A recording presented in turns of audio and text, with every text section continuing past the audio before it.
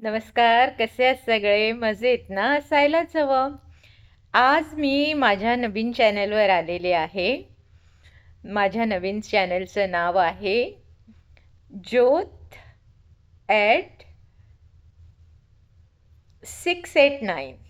ज्योत ॲट 689. आणि ह्या चॅनलवर मी फक्त कथा सांगणार आहे. मग त्या कथा कुठच्याही असो, पण बोध घेणाऱ्या आहेत. लहान मुलांसाठी आहेत, मोठ्या माणसांसाठी आहेत.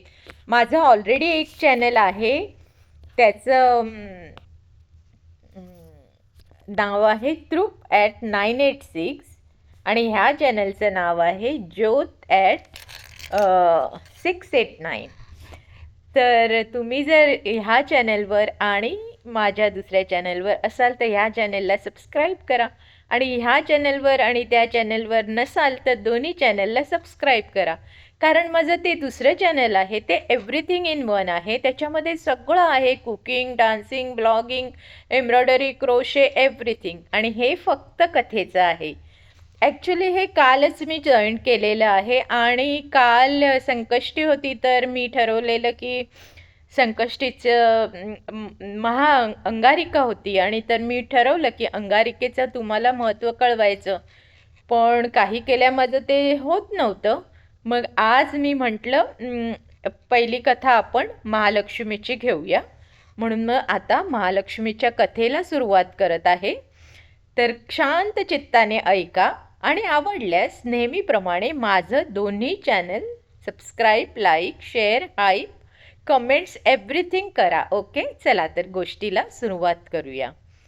श्री लक्ष्मीची कृपा आपल्यावर व्हावी, तिने आपल्या घरात सतत वास करावा, पैसा, शांती, समाधान घरात नांदावे म्हणून श्री महालक्ष्मीचे व्रत करतात. हे व्रत केल्याने मनातल्या सर्व इच्छा पूर्ण होतात. श्री महालक्ष्मीची अनेक नावे, अनेक रूपे आहेत. पार्वती, सिंधुकन्या, महालक्ष्मी, लक्ष्मी, राजलक्ष्मी, गृहलक्ष्मी, सावित्री, राधिका, रासेश्वरी, चंद्रा, गिरिजा, पद्मा, मालती, सुशीला अशा विविध नावांनी श्री महालक्ष्मी ओळखली जाते. अशा या सर्वांभूती असलेल्या श्री महालक्ष्मीचे ध्यानी घ्यावी अशी ही कहाणी आहे. द्वापर युगातील आपल्या भारतातील सौराष्ट्र देशात घडलेली. तिथे एक राजा राज्य करीत होता. त्याचे नाव Bhadrashrava.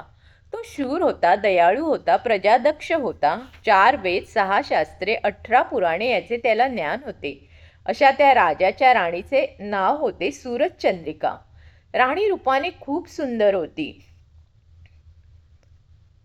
I am so sorry, मध्ये मध्ये थोडा डिस्टर्बन्स येत आहे, पण मी गोष्ट पूर्ण करणार आहे, तर काही चिंता करू नका. आपण जरा बघूया, काहीतरी कॅमेऱ्यात गोंधळ झालेला आहे आणि माझं ते जे कथेचं पान होतं ते कुठे गायब झालेलं आहे. आणि असं हे होतच असतं, पण आपण बघू काही करता येतंय का. तत्पूर्वी मी हा व्हिडिओ थोडा